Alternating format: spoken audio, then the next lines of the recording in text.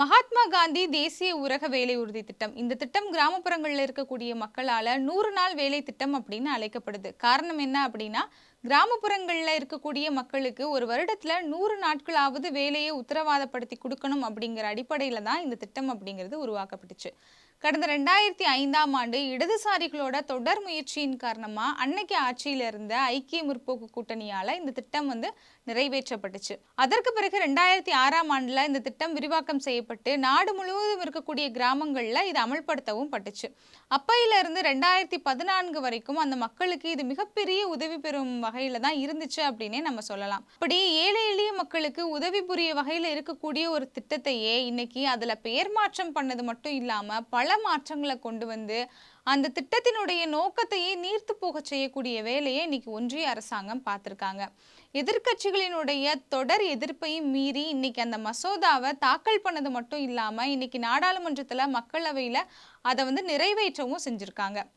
இப்படி இந்த திட்டத்தை நம்ம ஏன் எதிர்க்கிறோம் அப்படிங்கிறத முதல்ல பார்க்கலாம். இப்போ ஒன்றியத்தில் ஆட்சியில் இருக்கிறது பாஜக. பாஜகவினுடைய தாயிடம்னு பார்த்தோம் அப்படின்னா ஆர்எஸ்எஸ் அமைப்புன்னு நமக்கு நல்லாவே தெரியும். ஆர்எஸ்எஸ்க்கு எப்பவுமே மகாத்மா காந்தி அப்படிங்கிறது ஆகாத ஒரு பெயர் அப்படின்னு நமக்கு நல்லாவே தெரியும். சுதந்திரத்திற்கு பிறகு 1948ஆவது வருடம் காந்தியை சுட்டு கொலை செய்த நாதுராம் கோட்சே இருக்கக்கூடியது அந்த ஆர்எஸ்எஸ் அமைப்பு அப்படிங்கிறது நமக்கு நல்லாவே தெரியும். இது உலகமறிந்த ஒரு உண்மை அப்படின்னே சொல்லலாம்.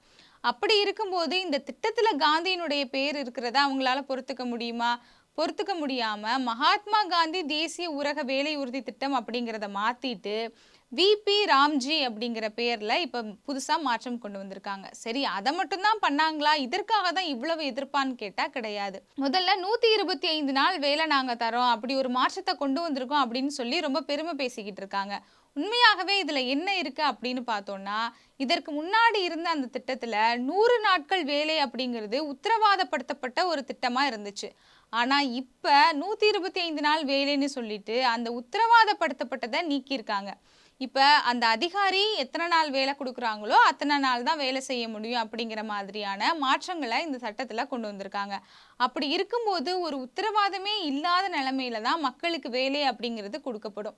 சிலர் இந்த வேலையை நம்பி வேற வேலைக்கு போகாம இருப்பாங்க. வெளியூர்ல போய் ரொம்ப தூரம் வேலை செய்யக்கூடியவர்கள் இந்த வேலையை நம்பி இருந்திருப்பாங்க ஊர்ல.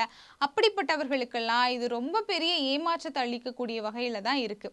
அது மட்டும் இல்லாம இதுக்கு முன்னாடி இந்த திட்டத்திற்கு முழுக்க முழுக்க அந்த நிதியுதவி செய்ய வேண்டியது அப்படிங்கிறது ஒன்றிய அரசாங்கத்தினுடைய ஒரு பொறுப்பா இருந்துச்சு.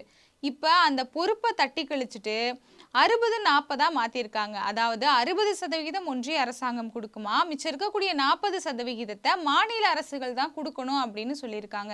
இப்போ ஒரு வேலை நடந்துகிட்டு இருக்கு அப்படின்னா கூடுதலான நாட்கள் வேலை செய்யறாங்க, வேலை செய்ய வேண்டிய ஒரு கட்டாயம் இருக்கு அப்படிங்கிற பட்சத்துல அந்த நாட்களுக்கான ஊதியத்தையும் மாநில அரசு தான் கொடுக்கணும் அப்படின்னு சொல்றாங்க. அது மட்டும் இல்லாம இதற்கு முன்னாடி இருந்த சட்டத்துல இந்த சட்டம் முழுக்க முழுக்க ஒன்றிய அரசாங்கத்தின் கையில இருந்ததன் காரணமா ஒருத்தர் அப்ளிகேஷன் கொடுத்து வேலைக்காக அப்ளை பண்ணியிருந்தாங்கன்னா 15 நாட்குள்ள அவங்களுக்கு வேலை கொடுக்கணும். அப்படி இல்லை அப்படின்னா அவங்களுக்கு வேலை இல்லாம இருக்கிறதுக்கான அந்த ஊதியத்தை கொடுக்கணும் அப்படின்னு ஒரு சட்டம் இருந்துச்சு.